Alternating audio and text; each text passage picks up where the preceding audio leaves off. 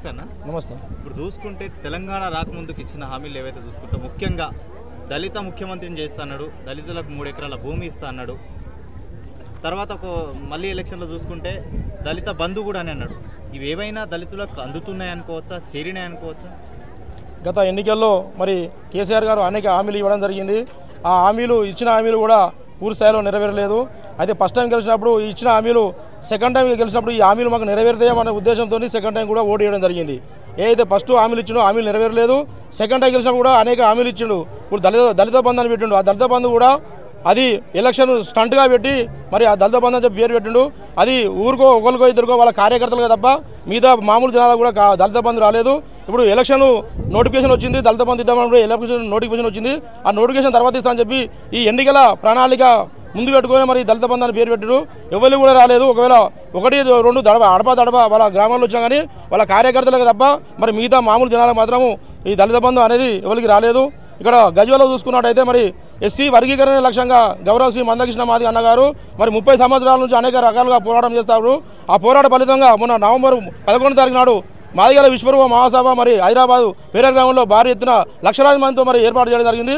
ఆ సమావేశానికి గౌరవ ప్రధానమంత్రి నరేంద్ర మోడీ అయినటువంటి మరి నరేంద్ర మోడీ గారు మరి ఆ సమావేశం ముఖ్య అతిథిగా విచ్చేసి మాదిగల ఆకాంక్ష న్యాయమైనది, సమ్మతమైనది, ఈ ఆకాంక్షను నెరవేరుతాను, మీ కుటుంబ సభ్యునిగా నేను ఒకరు ఉంటానని చెప్పి మరి ప్రధానమంత్రి మాట్లాడడం జరిగింది.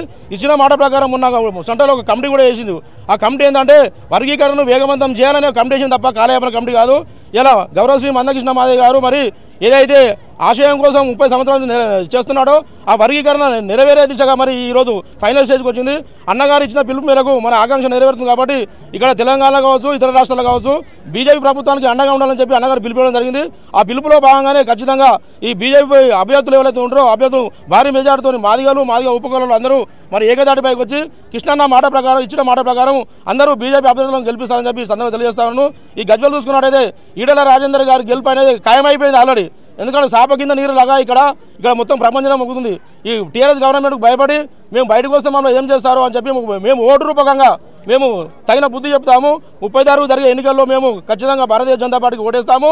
3 తారీఖు నాడు జరిగే విజయోత్సవ ర్యాలీలో మేము పాల్గొంటామని చెప్పి గంటపదంగా జనాలు మేము ఇంటింటి ప్రచారం పోయినప్పుడు చెప్పడం జరుగుతుంది. ఈటెల రాజేంద్ర గారి గెలుపు మాత్రం ఖాయమైందని చెప్పి మేము భావిస్తా ఉన్నాము. ఈరోజు జరిగే మందకృష్ణ మాదిగ సమావేశాన్ని కూడా అనేక గజ్వేల్ నియోజకవర్గాల నుంచి అనేక మంది స్వచ్ఛందంగా కృష్ణన్న పేరు చెప్పగానే మన జాతి కోసము 30 సంవత్సరాల నుంచి కొట్లాడుతున్నాం కాబట్టి మన జాతి బిడ్డగా ఖచ్చితంగా మేము స్వచ్ఛందంగా వస్తామని చెప్పి రాత్రి మేము అన్ని గ్రామాల్లో మేము ఇంటిమేషన్ ఒక మెసేజ్ అయితే మెసేజ్ ప్రకారం అందరూ వాళ్ళు స్వచ్ఛందంగా వెహికల్ పెట్టుకొని స్వచ్ఛందంగా వాళ్ళు ఇక్కడికి రావడం జరిగింది.